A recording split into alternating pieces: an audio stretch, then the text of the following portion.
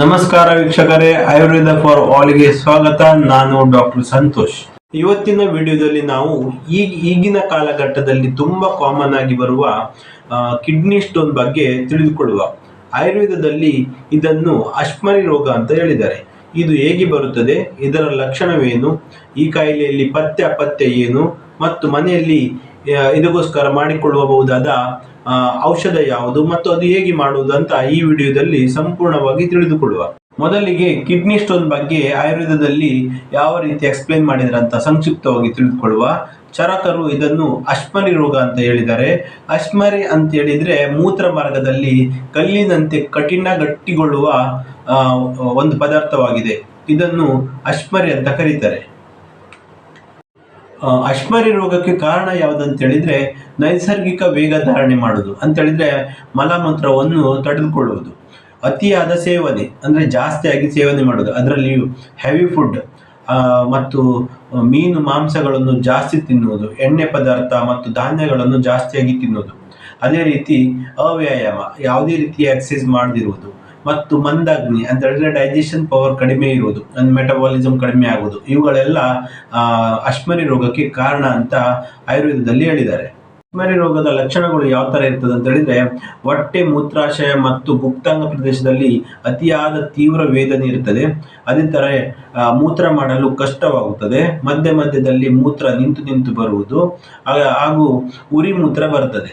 ಅದೇ ತರ ಮೂತ್ರದಲ್ಲಿ ರಕ್ತ ಬರುವುದು ಇರ್ತದೆ ಮತ್ತು ವಾಂತಿ ಕೂಡ ಆಗ್ತದೆ ಒಂದೊಂದ್ಸಲ, ಮತ್ತು ಮನುಷ್ಯನಿಗೆ ಅಶಾಂತಿ ಇರ್ತದೆ. ಇದೆಲ್ಲ ಅಶ್ಮರಿ ರೋಗದ ಲಕ್ಷಣಗಳು. ಮಾಡರ್ನ್ ಸೈನ್ಸ್ ಪ್ರಕಾರನೂ ಈ ಲಕ್ಷಣ ಮತ್ತು ಕಾರಣಗಳು ಅಶ್ಮರಿ ರೋಗಕ್ಕೆ ಇದೇ ತರ ಹೇಳಿದ್ದಾರೆ. ಟೈಪ್ಸ್ ಆಫ್ ಕಿಡ್ನಿ ಸ್ಟೋನ್ ಅಂತ ಹೇಳಿದ್ರೆ ಅಶ್ಮರಿ ರೋಗದ ವಿಧಗಳು ಯಾವುದೆಲ್ಲ ಅಂತ ಹೇಳಿದ್ರೆ ಆಯುರ್ವೇದ ಪ್ರಕಾರ ವಾತಜ ಅಶ್ಮರಿ ರೋಗ, ಇದರಲ್ಲಿ ಸಿವಿಯರ್ ಪೇನ್ ಇರ್ತದೆ. ಇದನ್ನು ನಾವು ಕ್ಯಾಲ್ಸಿಯಂ ಆಕ್ಸಿಲೇಟ್ ಸ್ಟೋನ್ ಅಂತ ಕಂಪೇರ್ ಮಾಡಬಹುದು. ಅದೇ ತರ ಪಿತ್ತಜ ಅಶ್ಮರಿಯನ್ನು ಹಳದಿ ಅಥವಾ ಕೆಂಪು ಮೂತ್ರದ ಬಣ್ಣದಾಗಿರುತ್ತದೆ. ಇದನ್ನು ಯೂರಿಕ್ ಆಸಿಡ್ ಸ್ಟೋನ್ ಅಥವಾ ಇನ್ಫೆಕ್ಟೆಡ್ ಸ್ಟೋನ್ ಅಂತೇಳಿ ಕರೆಯಬಹುದಾಗಿದೆ. ಕಫಜ ಅಶ್ಮರಿ, ಇದರಲ್ಲಿ ಮೂತ್ರವು ಬಿಳಿಯಾಗಿ ದಪ್ಪವಾಗಿ ಹೋಗ್ತದೆ. ಇದನ್ನು ನಾವು ಫಾಸ್ಫೇಟ್ ಸ್ಟೋನಿಗೆ ಕಂಪೇರ್ ಮಾಡಬಹುದು. ಅದೇ ತರ ಶುಕ್ರಜ ಅಶ್ಮರಿ, ಇದರಲ್ಲಿ ಮೂತ್ರ ಮತ್ತೆ ಶುಕ್ರವನ್ನು ಹೋಗಲು ಅಡ್ಡಿಪಡಿಸುತ್ತದೆ. ಇದನ್ನು ಯುರೆಥ್ರಲ್ ಸ್ಟೋನ್ ಅಂತ ಕರೀಬಹುದಾಗಿದೆ. ಆಯುರ್ವೇದದಲ್ಲಿ ಚಿಕಿತ್ಸೆ, ಅಶ್ಮರಿ ರೋಗಕ್ಕೆ ಚಿಕಿತ್ಸೆ ಯಾವ ತರ ಇರ್ತದೆ ಅಂತ ಹೇಳಿದ್ರೆ ಇದರಲ್ಲಿ 4 ತರದ್ದು ಇರ್ತದೆ. ಒಂದೇದು ನಿಧನ ಪರಿವರ್ಜನ ಅಂತ ಹೇಳಿದ್ರೆ ಏನು ಕಾರಣ ಇದೆ ಅಶ್ಮರಿಗೆ ಅಂತ ಹೇಳಿದ್ರೆ ಕಿಡ್ನಿ ಸ್ಟೋನ್ ಆಗ್ಲಿಕ್ಕೆ ಏನು ಕಾರಣ ಇದೆ ಆ ಕಾರಣವನ್ನು ಪರಿತ್ಯಾಜ್ಯ ಮಾಡೋದು ಅಂತ ಹೇಳಿದ್ರೆ ಬಿಟ್ಬಿಡುದು. ಅದೇ ತರ ಶೋಧನ, ಮತ್ತೊಂದು ಶಸ್ತ್ರಕರ್ಮ, ಕೊನೆಯದಾಗಿ ಶಮನ ಕರ್ಮ ಅಂತ ಹೇಳಿದ್ರೆ ಔಷಧೋಪಚಾರ. ಇದರಲ್ಲಿ ಮುಖ್ಯವಾಗಿ ಪಾಷಾಣ ಭೇದ ಅಂತೇಳಿ ಒಂದು ಔಷಧಿ ಹೇಳಿದ್ದಾರೆ. ಇವತ್ತಿನ ವಿಡಿಯೋದಲ್ಲಿ ನಾವು ಈ ಪಾಷಾಣ ಭೇದವನ್ನು ಮನೆಯಲ್ಲಿ ಮಾಡುವ ಪ್ರಿಪರೇಷನ್ ಹೇಗೆಲ್ಲ ಮಾಡಿಕೊಳ್ಳುವುದಂತ ಮತ್ತು ಎಷ್ಟು ಪ್ರಮಾಣದಲ್ಲಿ ಕುಡಿಯಬೇಕು ಅಂತ ತಿಳಿದುಕೊಳ್ಳುವ. ಪಾಷಾಣ ಭೇದ, ಇದನ್ನು ಕನ್ನಡದಲ್ಲಿ ಇತ್ತಗ ಅಥವಾ ಇತ್ತಲಗ ಅಥವಾ ಪನಸಬೇರು ಇಲ್ಲಾಂದ್ರೆ ಕಲ್ಲುವರ್ಚಿ ಅಂತ ಕರೀತಾರೆ. ಇಂಗ್ಲಿಷಲ್ಲಿ ಇದನ್ನು ರಾಕ್ ಫೈಲ್ ಅಂತ ಕರೀತಾರೆ, ಇಲ್ಲಾಂದ್ರೆ ಸ್ಟೋನ್ ಬ್ರೇಕರ್ ಅಂತಾನೂ ಕರೀತಾರೆ.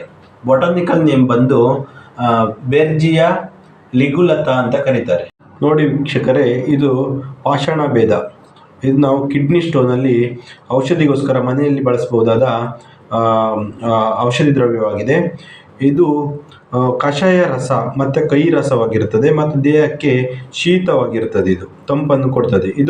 ಇದೊಂದು ಬಳ್ಳಿ ಗಿಡ ಮತ್ತು ಅನೇಕ ವರ್ಷಗಳ ಕಾಲ ಬದುಕ್ತದೆ. ಇದು ಹಿಮಾಲಯ ಪರ್ವತದ ಪ್ರದೇಶದಲ್ಲಿ ಬೆಳೆಯುತ್ತದೆ. ಇದು ಯೂಸ್ಫುಲ್ ಪಾರ್ಟ್ ಯಾವುದಂತ ಹೇಳಿದ್ರೆ ಭೂಮಿ ಅಡಿಯಲ್ಲಿರುವ ಇದರ ಕಾಂಡ ಮತ್ತು ಬೇರು. ಮನೆಯಲ್ಲಿ ಮಾಡಬಹುದಾದ ಪಾಷಾಣ ಭೇದದ ಪ್ರಿಪ್ರೇಷನ್ಸ್ ಯಾವುದಂತ ಹೇಳಿದ್ರೆ ಪಾಷಾಣ ಭೇದ ಕ್ವಾತ ಅಂತ ಮಾಡ್ಬೋದು. ಇದು ಹೇಗೆ ಮಾಡೋದು ಅಂತ ಹೇಳಿದ್ರೆ 10 ಗ್ರಾಮಿನಷ್ಟು ಪಾಷಾಣ ಭೇದ ಬೇರಿನ ಒರಟಾದ ಚೂರ್ಣವನ್ನು ಮಾಡ್ಕೊಳ್ಬೇಕು. ಅದನ್ನು ನಾವು 400 ml ನೀರಿನಲ್ಲಿ ತಗೊಳ್ಬೇಕು. ಅಂದ್ರೆ 10 ಗ್ರಾಮಿನ 16 ಪಟ್ಟು, ಸಾಧಾರಣ 400 ml ಆಗ್ತದೆ. ಅದನ್ನು ಕುದಿಸಬೇಕು. ಕುದಿಸಾದ್ಮೇಲೆ ಅದರ ಕಾಲು ಪಾರ್ಟಿಗೆ ಇಳಿಸ್ಕೊಳ್ಬೇಕು. ಸಾಧಾರಣ ಅದು 100 ml ಆಗ್ತದೆ. ಅದನ್ನು ನಂತರ ಸೋಸ್ಕೊಂಡು 50 ml ಬೆಳಗ್ಗೆ ಮತ್ತು ರಾತ್ರಿ ಹೊಟ್ಟೆಗೆ ತಿಂದಿದ ನಂತರ ಸೇವಿಸ್ತಾ ಬರಬೇಕು. ಇದು 2 ತಿಂಗಳುಗಳ ಕಾಲ ಮಾಡಬೇಕಾಗ್ತದೆ. ಯಾವುದೇ ಥರದ ಅಂತೇಳಿದರೆ 2 mm ಇಂದ 8 mm ವರೆಗಿನ ಕಿಡ್ನಿ ಸ್ಟೋನನ್ನು ನಾವು ಇದರಲ್ಲಿ ಗುಣಪಡಿಸಬಹುದಾಗಿದೆ. ಇದರಲ್ಲಿರುವ ಬೆರ್ಜಿನಿನ್, ಗಾಲಿಕ್ ಆ್ಯಸಿಡ್, ಫ್ಲೋವಿನಾಯ್ಡ್ಸ್, ಟೆನಿನ್ ಅಂತೇಳುವ ಔಷಧಿ ಗುಣಗಳು ಇದು ಒಳ್ಳೆಯ ಆ್ಯಂಟಿ ಯೂರೋಲಿಥಿಯಾಟಿಕ್ ಆಗಿ ಕೆಲಸ ಮಾಡ್ತದೆ. ಅಂತೇಳಿದರೆ ಕಿಡ್ನಿಯಲ್ಲಿರುವ ಸ್ಟೋನನ್ನು ಚೂರು ಮಾಡುವ ಗುಣ ಹೊಂದಿದೆ. ಅದೇ ಥರ ಡೈಯೂರೆಟಿಕ್ ಆಗಿ ಕೆಲಸ ಮಾಡ್ತದೆ, ಆ್ಯಂಟಿ ಇನ್ಫ್ಲಮೇಟರಿ ಆಗಿಯೂ ಕೆಲಸ ಮಾಡ್ತದೆ ಮತ್ತು ಇದು ಅನಾಲ್ಜೆಸಿಕ್ ಆಗಿ ಕೆಲಸ ಮಾಡ್ತದೆ. ಇದರ ಆ್ಯಂಟಿ ಮೈಕ್ರೋಬಿಯಲ್ ಎಫೆಕ್ಟ್ನಿಂದಾಗಿ ಯಾವುದೇ ಮೂತ್ರದ ಇನ್ಫೆಕ್ಷನನ್ನು ಗುಣ ಮಾಡ್ತದೆ. ಆದ್ದರಿಂದ ಇದೊಂದು ಒಳ್ಳೆಯ ಕಿಡ್ನಿ ಸ್ಟೋನಿಗೆ ಒಳ್ಳೆಯ ಔಷಧಿ ಅಂತ ನಾವು ಕಂಡುಕೊಳ್ಬಹುದಾಗಿದೆ. ಇಷ್ಟು ಹೇಳಿ ಈ ವಿಡಿಯೋನ ಇಲ್ಲಿಗೆ ಮುಗಿಸ್ತೇನೆ. ನಮಸ್ಕಾರ.